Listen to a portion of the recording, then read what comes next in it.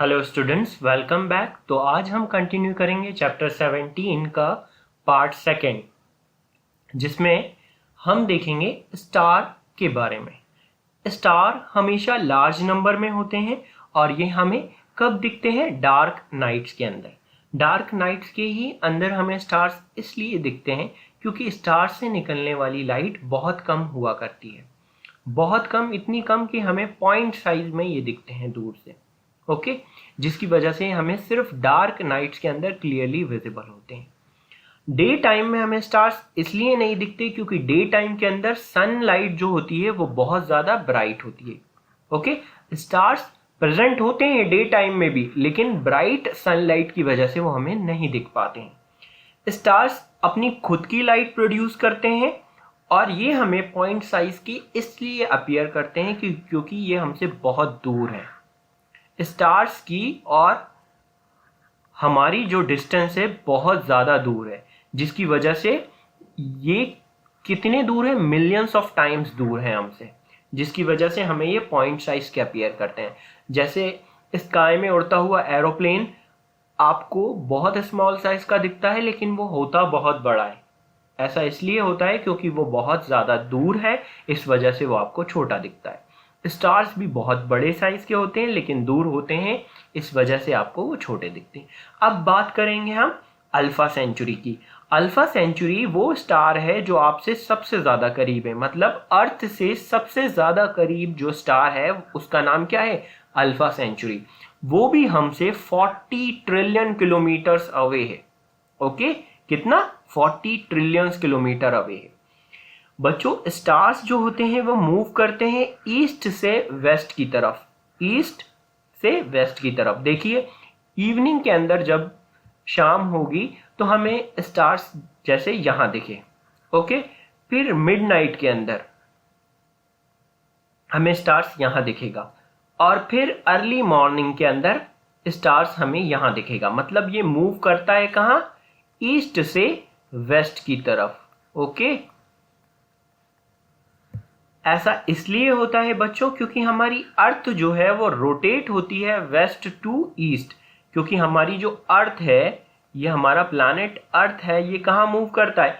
ये वेस्ट से ईस्ट की तरफ मूव करता है, जिसकी वजह से हमें क्या लगता है कि स्टार्स जो हैं वो क्या कर रहे हैं? ईस्ट टू वेस्ट मूव कर रहे हैं। अब हम बात करेंगे सन की। सन भी एक क्या है? स्टार्स है, लेकिन हमें ये इतना बड़ा अपीयर क्यों कर रहा है? क्योंकि हमारे अर्थ से ये करीब है। इतना भी करीब नहीं है, ये हमसे 150 मिलियन किलोमीटर्स अवे है। कितना? ये सन हमारे अर्थ से 150 मिलियन किलोमीटर अवे है। अब जो सन है बच्चों, वो ईस्ट में राइज करता है, निकलता है और सेट कहाँ हो जाता है? वेस्ट में। क्योंकि हमारी अर्थ वेस्ट टू ईस्ट मूव करती है, हमारी अर्थ वेस्ट टू ईस्ट मूव करती है अपनी एक्सिस में, जिसकी वजह से सन रोज मॉर्निंग में ईस्ट में निकलता है और वेस्ट में सेट हो जाता है, डूब जाता है, जिसको बोलते हैं हम। अब हम बात करेंगे लाइट ईयर। जैसे हर चीज की स्पीड होती है, आपके भागने की स्पीड है, आपके फ्रेंड के भागने की स्पीड है, रनिंग स्पीड। ओके, कार की स्पीड होती है, जैसे प्लेन की स्पीड होती है, जैसे साउंड की स्पीड होती है, वैसे ही लाइट की स्पीड होती है। उसको हम क्या बोलते हैं? हम लाइट की स्पीड से जो डिस्टेंस निकालते हैं, मतलब लाइट जितना डिस्टेंस ट्रैवल करेगी एक ईयर में, मतलब अगर लाइट से कहा जाए भागो, तो लाइट जितना एक ईयर में भागेगी बच्चों, उस डिस्टेंस को हम अगर नापें तो उसको हम क्या बोलते हैं? Light year. ओके, 1 ईयर में लाइट जितना ट्रेवल करेगी उसको हम क्या बोलते हैं? Light year. ओके, अब स्पीड ऑफ लाइट देखें। स्पीड ऑफ लाइट बच्चों कितनी तेज है, कितनी ज्यादा है? 3 लाख किलोमीटर पर सेकेंड। एक सेकेंड के अंदर लाइट कितनी किलोमीटर ट्रेवल करती है? 3 लाख किलोमीटर। ओके, अब ये देखो, जो अर्थ है वो सन से कितनी दूर है? 150 मिलियन किलोमीटर। ओके, अब जो सनलाइट सन से अर्थ तक आती है उसको कितना टाइम लगता है इस डिस्टेंस को कवर करने पे? 8 मिनट। कितने? 8 मिनट। इस स्पीड से जब सन के सरफेस से लाइट निकलती है और इस स्पीड से चलती है तो वो इतनी डिस्टेंस को कितने मिनट में कवर कर लेती है बच्चों? 8 मिनट में। 150 मिलियन किलोमीटर को कवर कर लेती है 8 मिनट्स के अंदर और अर्थ के सरफेस पे सनलाइट पहुंच जाती है। ओके, अब अगर हम देखें जो लाइट इतना लंबा डिस्टेंस 150 मिलियन किलोमीटर का डिस्टेंस 8 मिनट में कवर कर रही है, वो अल्फा सेंचुरी तक जाने के लिए कितना टाइम लेगी? मिनट में नहीं ले रही बच्चों, ना सेकंड में ले रही है। किस में ले रही है? 4.3 लाइट ईयर्स। मतलब 4.3 लाइट ईयर्स तक, लाइट 4.3 ईयर्स तक ट्रैवल करेगी, तब जाकर हम कहां पहुंच पाएंगे? Alpha century. अल्फा सेंचुरी इतना दूर है। ओके, सन के अलावा जिस स्टार को हम कंसिडर करते हैं जो सबसे करीब है वो क्या है? Alpha Centauri. वो हमसे कितनी दूर है? 4.3 लाइट ईयर्स दूर है। अब ऐसा कहा जाता है अगर आप तारों को देख रहे हैं, अगर आप स्टार्स को देख रहे हैं तो आप पास्ट में देख रहे हैं। ऐसा क्यों? क्योंकि आप अगर देखें कोई स्टार था यहां पर और वो था 4.3 लाइट ईयर दूर, ओके, या 10 लाइट ईयर दूर या 100 लाइट ईयर दूर, इतनी दूर ये कोई स्टार था। अब यहां से कोई लाइट चली बच्चों, यहां से लाइट चली और आप तक पहुंची। अब क्या हुआ? जब इसको यहां से यहां तक आने में इतना टाइम लगा जैसे 100 लाइट ईयर, ओके, और आज वो आपके आंखों में पहुंची है, तो आपको ये लग रहा है कि ये स्टार यहां पर है जिसकी लाइट मैं आज देख रहा हूं, और टाइम कितना लगा है उसको? 100 लाइट ईयर। हो सकता है 100 लाइट ईयर्स पहले जब ये रोशनी वहां से चली और आधे रास्ते में थी और ये स्टार खत्म हो गया, इसमें एक बहुत बड़ा धमाका हुआ, एक्सप्लोजन हुआ और ये स्टार खत्म हो गया, ओके, जिसकी रोशनी अभी आपकी आंखों में पहुंची है, तो आपको क्या लगेगा? वो तो स्टार उसी जगह पे है। आपकी आंखों को ये लगेगा, आपके दिमाग को ये लगेगा कि स्टार उस जगह पर है जहां से ये रोशनी आ रही है, तो स्टार वहां पर मौजूद है, लेकिन वो तो पहले ही खत्म हो चुका। तो मतलब आपने कोई चीज पास्ट में देख ली है, मतलब पीछे जो हुआ वो आपने देख लिया है, जो आज आपको पता चला है। फॉर एग्जाम्पल आपके टीचर ने आपको कोई बुक भेजी किसी स्टूडेंट्स के हाथ, वो घर आ रहा था आपके और आपके घर की तरफ आ रहा था, तो उसने आपको ये बुक भेज दी, ओके। बुक आपको अभी पहुंची है, तो आपको लग रहा है कि टीचर कहाँ है? स्कूल में, लेकिन टीचर स्कूल से कहाँ जा चुका है? घर जा चुका है, उसके होम, ओके। तो जब आपको ये बुक मिली तो आपके माइंड में क्या क्या क्वेश्चन आया कि टीचर तो स्कूल में है, तभी तो इसके हाथ में बुक्स भेजी है सर ने मेरे फ्रेंड्स के हाथ में, लेकिन टीचर कहाँ जा चुका है? घर जा चुका है। और आपने क्या देखा? पास्ट देखा। तो हो सकता है जो स्टार से लाइट निकल के आ रही है रास्ते में, वो स्टार खत्म हो गया हो, लाइट अभी आपके पास पहुंची है, तो आपको क्या लग रहा है बच्चों? कि स्टार अपनी जगह पर मौजूद है, ओके। अब बात करते हैं हम पोल स्टार की, ओके। पोल स्टार वो स्टार है जो कहां होता है? पोल पे होता है। जैसे ये अर्थ है बच्चों, तो ये क्या है? ये नॉर्थ है, हमें ध्यान रखना है। ये क्या है? साउथ है, ये ईस्ट है, और ये वेस्ट है, और ये कोई एक्सेस है जिसको हम अर्थ की एक्सेस बोलते हैं। अब अर्थ जो होती है इस एक्सेस के अराउंड घूमती है, ओके, ऐसे बना दे, ऐसे घूमती है या ऐसे घूमती है, ऐसा गोल बना दिया। अब हमने प्रीवियस स्लाइड्स में भी देखा कि स्टार्स ईस्ट में निकलते हैं इवनिंग में के टाइम पर और वेस्ट में सेटअप हो जाते हैं मॉर्निंग के टाइम पर। सन सिमिलरली मॉर्निंग के टाइम पे ईस्ट से निकलता है और सेट हो जाता है वेस्ट में इवनिंग के टाइम पे। ऐसा इसलिए होता है क्योंकि अर्थ हमारी रोटेट कर रही है वेस्ट टू ईस्ट, मतलब ये इधर से इस तरफ मूव कर रही है, okay, west to east move कर रही है। अब एक स्टार है बच्चों जो मूव नहीं करता, उसका नाम क्या है? Pole star. अब सारे स्टार जो हैं बच्चों इसके अराउंड घूमते हैं। सारे स्टार कैसे घूम रहे हैं? ईस्ट से वेस्ट की तरफ घूम रहे हैं। ओके, ईस्ट से वेस्ट की तरफ घूम रहे हैं। ओके, लेकिन ये वाला स्टार तो यहां पर है, ये बीच में खड़ा है। ये बीच में खड़ा है तो ये घूमता नहीं है। जैसे अगर सर्कल बनाया जाए और सारे बच्चे सर्कल में घूम रहे हैं और आप सेंटर में खड़े हो, तो सारे जो स्टार्स हैं या सारे बच्चे हैं वो मूव कर रहे हैं कहाँ? मान लिया ईस्ट से वेस्ट की तरफ मूव कर रहे हैं, लेकिन आप तो सेंटर में खड़े हो, इसके लिए इस वजह से आप तो कहीं भी नहीं घूमोगे और आपको हर एक स्टूडेंट, आपका फ्रेंड सर्कल में घूमता हुआ दिखेगा। ऐसा ही सेम केस है पोल स्टार के साथ। पोल स्टार नॉर्थ की तरफ एक्सिस में होता है अर्थ की। Okay, it is situated in the direction of earth axis in northern hemisphere. Northern hemisphere के साइड पर जो अर्थ की एक्सिस होती है वहां पर क्या होता है? Pole star. सारे स्टार इसके आसपास घूमते हैं क्योंकि ये सेंटर में है। अब देखो, अगर हम देखें ईस्ट से लेकर वेस्ट में ये पूरे स्टार घूम रहे हैं तो इसके आसपास घूम रहा है। लेकिन ये जो हमारा पोल स्टार है ये सदर्न हेमिस्फीयर में, इनको हेमिस्फीयर बोला जाता है।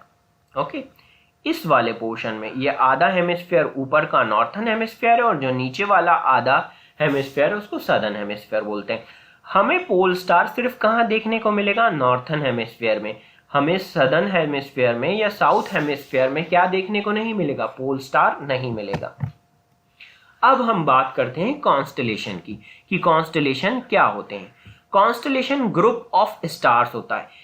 एक स्टार का ऐसा ग्रुप जो किसी ना किसी शेप को रिप्रेजेंट कर रहे हैं उसको हम क्या बोलते हैं? कॉन्स्टलेशन।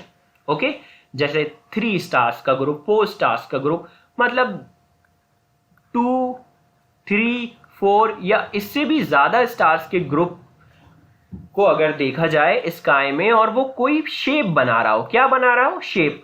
जो शेप आपको नजर आ रहा हो, देखने से आपको समझ में आ रहा हो कि ये कोई पर्टिकुलर शेप बन रहा है, तो उसको हम क्या बोलते हैं? कॉन्स्टलेशन बोलते हैं। उस ग्रुप ऑफ स्टार्स को क्या बोलेंगे? कॉन्स्टलेशन। अब ये कॉन्स्टलेशन जो थे वो इमेजिन किए गए थे। ये लाइंस होती नहीं है एक्चुअल में, ऐसी लाइंस स्काई में आपने देखी नहीं होंगी। ये तो हमने इन लाइंस को जोड़कर इन स्टार्स के बीच में जो स्पेस है वहां पर लाइन बनाकर आपको दिखाया है कि ये कोई पर्टिकुलर शेप हो सकता है। ओके, अब ये जो कॉन्स्टलेशन थे बच्चों, ये किसने इमेजिन किए थे? एंशिएंट पीपल ने, हमारे पूर्वजों ने। ओके, तो उन्होंने उनके सराउंडिंग में, उनके आसपास, उनके घर, उनकी सोसाइटी में जो शेप्स थे वो इमेजिन किए। ओके, जैसे कि आगे चल के हम देखेंगे कि अलग अलग घर के सामान, जो ऑब्जेक्ट्स थे, उनको उन्होंने कहा कि ये वाला जो कॉन्स्टलेशन है ये इस टाइप का दिखता है और ये वाला कॉन्स्टलेशन इस टाइप का दिखता है। देखिए, the shape of constellation resembles the object of familiar object. Okay, familiar objects को देखकर उन्होंने बताया कि ऐसे दिखते। We can see only the bright stars in the constellation.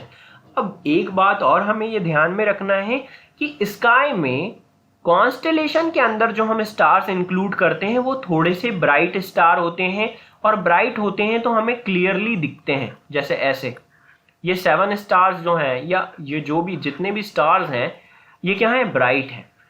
Okay, ये जो ब्राइट है तो हम उनको इंक्लूड करते हैं किसमें? कॉन्स्टलेशन में। कॉन्स्टलेशन में बहुत सारे स्टार्स होते हैं, लेकिन हम सिर्फ काउंट किसको करते हैं? सिर्फ ब्राइट स्टार्स को काउंट करके कोई जो शेप बन रहा होता है उसके हिसाब से बताते हैं कि ये कॉन्स्टलेशन किस टाइप का है और कौन है। और ये सारे कारनामे जो थे, ये काम थे बच्चों, वो किसने करे? हमारे एंशिएंट पीपल ने। क्यों करे? क्योंकि उस टाइम पे व्हाट्सएप नहीं था, इंस्टाग्राम नहीं था, फेसबुक नहीं था। अगर व्हाट्सएप होता तो हम लोग अगर आसमान में बैठे होते तो हम बोलते ये तो इंस्टाग्राम की तरह दिख रहा है, देखो एक यहाँ पर है, एक यहाँ पर है, एक यहाँ पर है और एक बीच में गोला सा बना है। ओके, ये ऐसा वाले 3 स्टार हैं, देख ये व्हाट्सएप की तरह लग रहा है, ये व्हाट्सएप के हैंडल की तरह। ओके, तो ये पुराने लोगों ने किया, एंशिएंट पीपल ने, हमारे पूर्वज ने। अब जो उर्सा मेजर है, एक बहुत फेमस कॉन्स्टलेशन है, इसको नाम क्या दिया, हम किस नाम से जानते हैं, उर्सा मेजर के नाम से। ये कब देखने को मिलती है हमें, समर सीजन के अंदर देखने को मिलती है, अर्ली नाइट में। और इसमें 7 प्रोमिनेंट स्टार हैं, 1 2 3 4 5 6 7 प्रोमिनेंट स्टार्स हैं जो हमें देखने को मिलते हैं उर्सा मेजर के अंदर।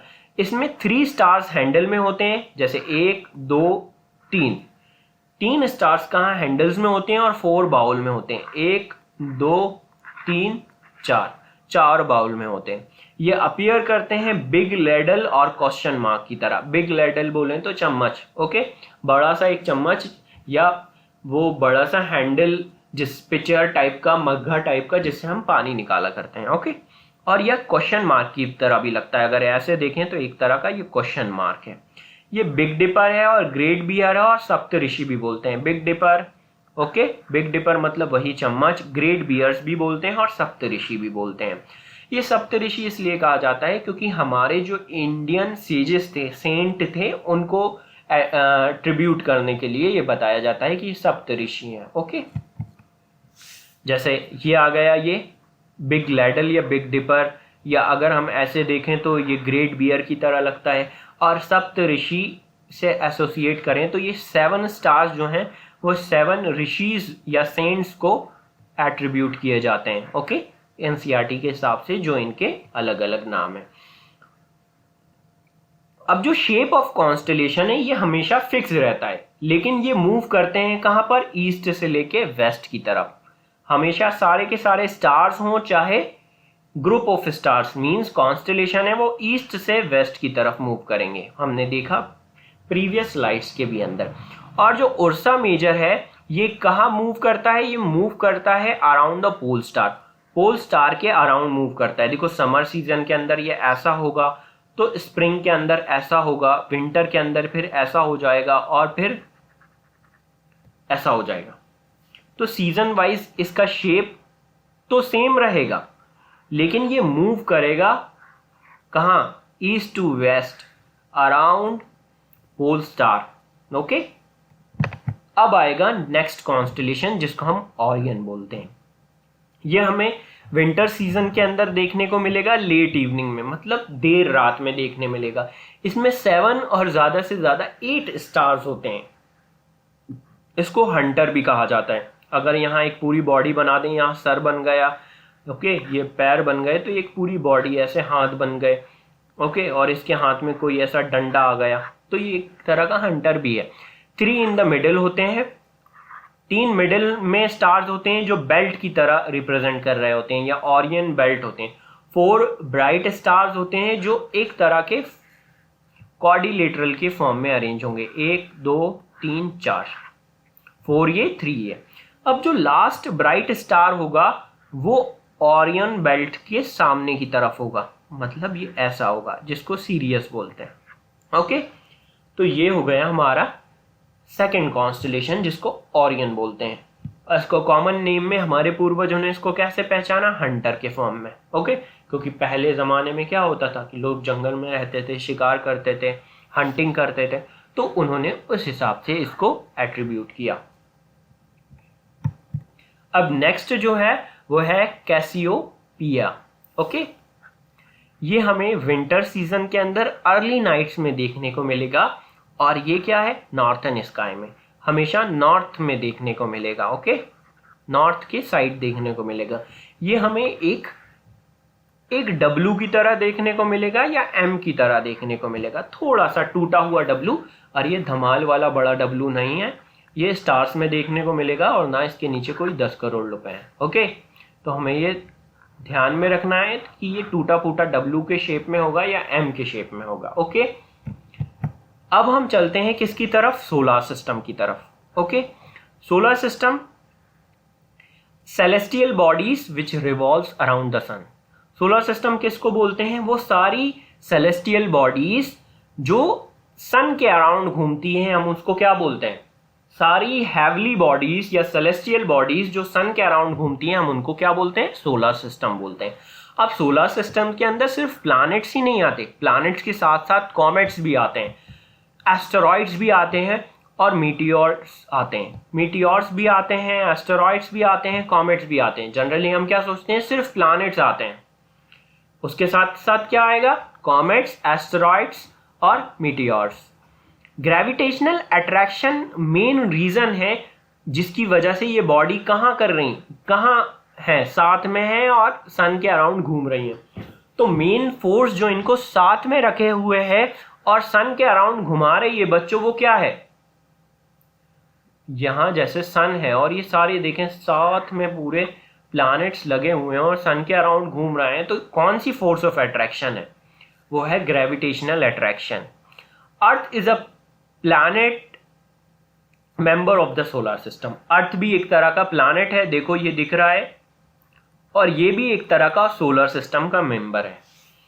अब अगर हम प्लैनेट्स को काउंट करें सन से, तो सन से पहला मरकुरी, दूसरा वीनस, तीसरा अर्थ, चौथा मार्स और फिफ्थ जो है जुपिटर है, सिक्स्थ सैटर्न है, सेवंथ यूरेनस है और एट्थ नेपट्यून है। ओके, ये 8 प्लैनेट हैं।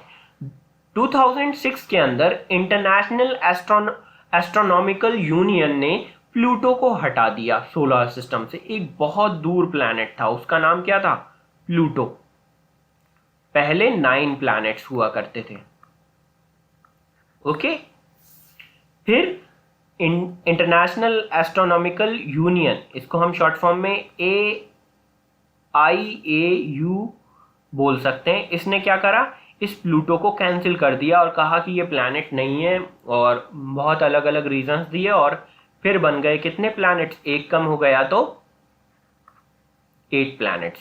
तो 8 प्लैनेट्स ये जो हमने ऊपर देखे, ये सेम ही काम है। जैसे आपके सिलेबस में से, आपकी बुक में से कुछ चैप्टर कटवा देते हैं, बोलते हैं कि ये काम के नहीं हैं और ये ज़्यादा काम के नहीं हैं, ये एग्जाम में नहीं आएंगे, तो वैसे ही इंटरनेशनल एस्ट्रोनॉमिकल यूनियन ने कहा कि ये जो है, ये प्लूटो जो है, वो सारे क्राइटेरिया फॉलो नहीं कर रहा। क्या होने के नहीं कर रहा, प्लैनेट होने के नहीं कर रहा, जिसकी वजह से हमने इसको निकाल दिया है। अब हमने प्लूटो को क्यों निकाला, मतलब इंटरनेशनल एस्ट्रोनॉमिकल यूनियन ने इसको 2006 में 9th प्लैनेट को इसलिए निकाला क्योंकि ये बहुत ज्यादा दूर है सन से। ओके, और इन्होंने उस टाइम पे नई डेफिनेशन बनाई थी प्लैनेट की, जिस डेफिनेशन में प्लैनेट की प्लूटो फिट नहीं हो रहा था।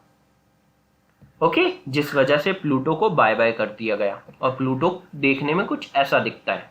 ओके, थोड़ा खूबसूरत है। It is a no longer planet of solar system. अब हम इसको प्लैनेट में काउंट नहीं करते, पहले इसको 9th प्लैनेट माना जाता था। ओके, इसको AIAU ने निकाल दिया, बस हमें ये ध्यान रखना है। नेक्स्ट हम स्टार्ट करेंगे सोलर सिस्टम की बात करना, तो हम स्टार्ट करेंगे सन को। सन नियरेस्ट स्टार है हमसे। ओके, हमने अभी पीछे स्लाइड्स में देखा कि वो हमसे कितनी दूर है। ये क्या करता है, कंटिन्यूसली इमिट करता है लार्ज अमाउंट ऑफ हीट और लाइट को।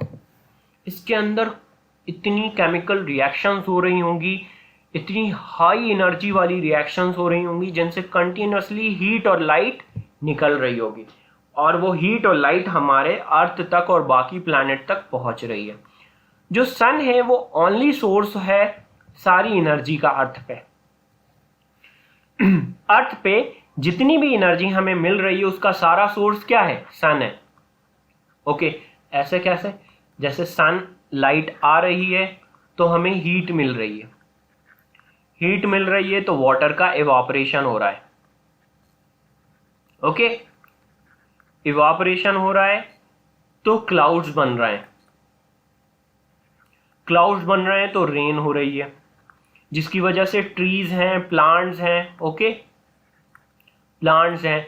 अब लाइट की वजह से ही प्लांट्स के अंदर कौन सी प्रोसेस हो रही, प्लांट्स अपना क्या बना रहे हैं, फूड बना रहे हैं, और इन्हीं प्लांट्स को एनिमल खा रहे हैं। एनिमल को सर्दी लगती है तो वो धूप में जाते हैं। ओके, तो सारी एनर्जी की प्रोसेस मेन सोर्स क्या है, सनलाइट है, सारे प्लैनेट्स के लिए और अर्थ के लिए भी। अब हम बात करते हैं प्लैनेट्स की क्या कैरेक्टरिस्टिक्स हैं। ओके, प्लैनेट्स क्या होते हैं और किन हेवनली बॉडीज को, किन सेलेस्टियल बॉडीज को हम प्लैनेट्स बोलते हैं। सारे प्लैनेट्स देखो अलग अलग डिस्टेंस पर अलग अलग प्लैनेट्स हैं। जैसे ये मरकुरी हुआ, वीनस हुआ, फिर अर्थ है, फिर ये मार्स है। अलग अलग देख लें प्लैनेट्स हैं सन के अराउंड, ओके, अपनी अपनी ऑर्बिट्स में घूमते हैं। Planet does not have their own light. Planets उसी को कहा जाएगा जिसके पास खुद की लाइट नहीं होगी। ये क्या करेंगे, दूसरों की सनलाइट को रिफ्लेक्ट करेंगे। और प्लैनेट कभी भी ट्विंकल नहीं करते, प्लैनेट्स कभी भी टिमटिमाते नहीं हैं। प्लैनेट्स हमेशा अपनी पोजीशन चेंज करते हैं क्योंकि वो कहाँ घूम रहे हैं, वो सन के अराउंड घूम रहे हैं, ओके। प्लैनेट्स रिवॉल्व इन डेफिनाइट पाथ, जिसको हम ऑर्बिट कहते हैं। हर प्लैनेट एक डेफिनाइट, एक फिक्स्ड ऑर्बिट के अंदर घूमेगा। किसमें, सन के अराउंड। जैसे मैं ये बना रहा हूं, यहां तो प्रॉपर नहीं बने, लेकिन आप देख सकते हैं कि हर एक प्लैनेट का एक डेफिनाइट पाथ होगा, ओके, जिसमें वो घूमेगा, ओके।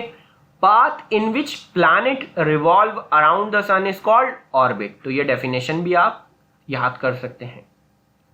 ऐसा पाथ जिसके अंदर प्लैनेट्स मूव करते हैं अराउंड द सन, उसको हम क्या बोलते हैं, orbit. The time taken by planet to complete one revolution, okay, इस एक रिवॉल्यूशन को कंप्लीट करने में, जैसे ये यहाँ प्लैनेट अर्थ है, यहां से पूरा चक्कर मार के ये घूम कर वापस इसी जगह पे आएगा, तो जो टाइम लगेगा उसको क्या बोलेंगे हम, time period of revolution, okay. तो सर्कल में घूमने को क्या बोलेंगे हम, रिवॉल्यूशन बोलेंगे, ओके, सन के अराउंड। अब देखेंगे हम क्या फर्क होता है रोटेशन के अंदर और रिवॉल्यूशन के अंदर, ओके। देखें जैसे यहां पर मरकुरी है, ओके, फिर वीनस है, फिर अर्थ है, ये मार्स है, अलग अलग प्लैनेट्स हैं, फिर ये जुपिटर है, सैटर्न, यूरेनस और नेपट्यून, ओके। अब ये सारे प्लैनेट्स जो हैं अपनी अपनी ऑर्बिट में घूम रहे हैं, ओके, सन के अराउंड घूम रहे हैं, तो ये क्या कहलाएगा, revolution. The movement of planet around the sun in orbit क्या कहलाएगा, ये ऑर्बिट के अंदर घूमना, सन के अराउंड घूमना क्या होगा, रिवॉल्यूशन होगा। The time of one complete revolution is the time period of revolution, okay. अगर एक पूरा कंप्लीट चक्कर मारेंगे सन का, तो उसको हम क्या बोलेंगे, time period of revolution. The time period of revolution increases as the distance of planet from the sun increases. Mercury को सबसे कम टाइम पीरियड लगेगा रिवॉल्यूशन का, time period of revolution Mercury का सबसे कम होगा क्योंकि वो सन के सबसे करीब है। अब अगर हम दूर जाएं वीनस पे, वीनस सन से थोड़ा दूर हुआ तो इसका टाइम पीरियड ऑफ रिवॉल्यूशन बढ़ जाएगा, ओके, ओके। फिर थर्ड नंबर पर हम देखें तो अर्थ है, अर्थ बहुत ज्यादा दूर हो गया, अगर देखें कहां से, सन से, तो इसका टाइम पीरियड ऑफ रिवॉल्यूशन क्या होगा, और बढ़ जाएगा। मार्स का फिर और बढ़ जाएगा। तो टाइम पीरियड ऑफ रिवॉल्यूशन जो अर्थ का है वो कितना है, 365 डेज। इसी को हम क्या बोलते हैं, ईयर। हमें हमारी अर्थ को एक साल लगता है सन की कंप्लीट रिवॉल्यूशन करने पर, मतलब एक पूरा चक्कर मारने में सन का और वापस उसी जगह पर आने पर हमें क्या लगता है, पूरा एक साल लगता है हमारी अर्थ को। यही मार्स को कितना लगता है, 365 डेज अर्थ को लगते हैं, तो 687 डेज, ओके, किसको लगते हैं, मार्स को लगते हैं। तो जैसे जैसे डिस्टेंस इंक्रीज होती जाएगी सन से, वैसे वैसे टाइम पीरियड ऑफ रिवॉल्यूशन बढ़ता जाएगा, ओके। जुपिटर को उससे ज्यादा लगेगा, सैटर्न को उससे ज्यादा, नेपट्यून को, यूरेनस को, सारे प्लैनेट्स जो लाइन से हैं उनको अलग अलग टाइम लगेगा। अब बच्चों ये देखो, हम इसको थोड़ा सा इरेज कर देते हैं बेटर अंडरस्टैंडिंग के लिए, कि आपको क्लियर दिखने लगे डायग्राम। ये कहानी थोड़ी सी वाइंड अप करते हैं हम।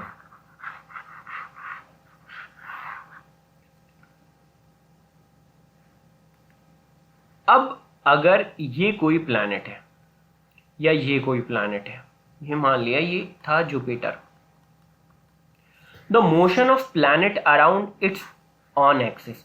जब ये अपनी जगह ही घूमता है तो उसको हम क्या बोलते हैं? Rotation. The time taken by the planet to complete one rotation is called period of rotation. Okay, अपनी जगह पर ही घूमने में जो टाइम लगता है, मतलब इधर से स्टार्ट हुआ घूमकर वापस ही इधर ही आना, मतलब अपनी एक्सिस पे घूमना। जैसे आपके रूम में लगा हुआ फैन, ओके, अपनी जगह पर ही घूम रहा है वो, इसको क्या बोलते हैं? हम रोटेशन बोलते हैं। Rotation, the time period of rotation depend upon the speed of rotation. अब अपनी जगह पर घूमने के लिए जल्दी घूमने के अगर स्पीड ज्यादा होगी तो वो बहुत जल्दी घूम लेगा, अपना रोटेशन कंप्लीट कर लेगा, और स्पीड कम होगी प्लैनेट की घूमने की तो बहुत देर में कंप्लीट करेगा आप rotation. The time period of rotation of Earth is 24 hour. Earth अपनी जगह पर रोटेट करता है, पूरा एक कंप्लीट रोटेशन करता है, तो उसको हम क्या बोलते हैं? डे बोलते हैं, कि एक दिन हुआ है। और घंटों में वो कितना टाइम लेता है? 24 आवर्स। 24 घंटे में क्या होगा? एक कंप्लीट रोटेशन होगा। एक कंप्लीट रोटेशन अपनी जगह पर अर्थ करेगा तो हम उसको क्या बोलेंगे? 24 आवर्स। और कॉमन लैंग्वेज में हम उसी को क्या बोलते हैं? एक दिन हो गया। वहीं मार्स को अपनी जगह पर घूमने के लिए पूरा एक रोटेशन कंप्लीट करने के लिए बच्चों 24 आवर्स 40 मिनट्स लगेंगे अराउंड। अगर हम माने रफली तो कितने लगेंगे? 25 आवर्स लगेंगे। मतलब अर्थ की रोटेट होने की स्पीड ज्यादा है, जिस वजह से वो 24 आवर्स में पूरा एक रोटेशन कंप्लीट कर रहा है बच्चों। पीरियड ऑफ रोटेशन 24 आवर्स है, लेकिन मार्स की रोटेट करने की स्पीड कम है, जिसकी वजह से उसको 1 घंटा ज्यादा लग रहा है। ओके स्टूडेंट, आई होप इतना आपको समझ में आया होगा। अब बात करते हैं हम सैटेलाइट्स की। द टर्म सैटेलाइट जो है वो हम उन बॉडीज के लिए यूज करते हैं जो अर्थ के अराउंड घूमती हैं या किसी प्लैनेट के अराउंड। ओके, जनरली हम अर्थ में रहते हैं, अर्थ भी एक प्लैनेट है, तो हम उसके लिए यूज करते हैं। जो भी कोई बॉडी किसी प्लैनेट के चक्कर लगा रही होगी, और किसी के घर के चक्कर नहीं, किसी फ्रेंड के घर के चक्कर नहीं, कोई भी बॉडी अगर किसी प्लैनेट के आसपास घूम रही है, मतलब कोई चक्कर है, तो उसको हम क्या बोलते हैं? सैटेलाइट बोलते हैं। जो भी कोई बॉडी, कोई भी सेलेस्टियल बॉडी जब किसके चक्कर लगाएगी? किसी प्लैनेट के, तो उसको हम क्या बोलेंगे? उसको हम सैटेलाइट बोलेंगे। अब सैटेलाइट जो है, हम जनरली अर्थ के केस में देखें तो मून है। क्या है? मून है। मून एक तरह की नेचुरल सैटेलाइट है जो किसके चक्कर लगाती है? अर्थ के चक्कर लगाती है। इसी वजह से हमने पिछले वाले स्लाइड्स में और वीडियोस में क्या देखा? इसी वजह से मून के अलग अलग शेप्स होते हैं, कभी छुप जाता है, कभी न्यू मून निकलता है, कभी हाफ मून होता है, कभी क्रीसेंट मून होता है। ओके, सैटेलाइट 2 तरह की होती हैं। एक तो सैटेलाइट नेचुरल होती हैं जैसे मून है, दूसरी सैटेलाइट्स बच्चों वो होती हैं जिनको हम क्या बोलते हैं? वो सैटेलाइट्स जो कम्युनिकेशन सैटेलाइट्स हैं, वेदर सैटेलाइट हैं, आर्टिफिशियल सैटेलाइट हैं। ये सारी सैटेलाइट्स आर्मी सैटेलाइट्स हैं, डिफेंस। ओके, ये सारी सैटेलाइट्स किस में आती हैं? आर्टिफिशियल सैटेलाइट्स में आती हैं।